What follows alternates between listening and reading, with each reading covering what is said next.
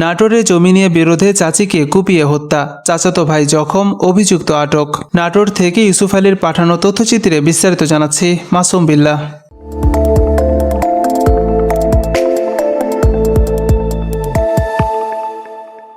নাটোরের নলডাঙ্গায় জমি নিয়ে বিরোধের জেরে চাচিকে কুপিয়ে হত্যা এবং চাচাতো ভাইকে কুপিয়ে জখম করার ঘটনা ঘটেছে।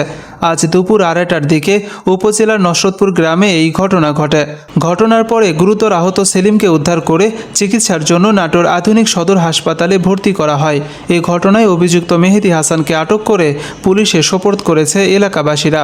নলডাঙ্গা থানার ভারপ্রাপ্ত কর্মকর্তা রফিকুল ইসলাম জানান, বিপ্র বেলঘরিয়া ইউনিয়নের নসরতপুর গ্রামে আব্দুল খালেক এবং আব্দুল বারেক নামে দুই ভাইয়ের মধ্যে জমি নিয়ে বিরোধ চলছিল। এ নিয়ে গতকালও উভয় পরিবারের মাঝে ঝগড়া হয়।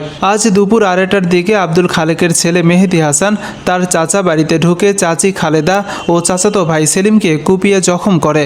এতে ঘটনাস্থলেই চাচি খালেদা বেগম মারা যায়। পরে পরিবারের লোকজন গুরুতর জখম অবস্থায় সেলিমকে প্রথমে নাটোর সদর হাসপাতাল ও পরে রাজশাহী মেডিকেল কলেজ হাসপাতালে নেওয়া হয়েছে।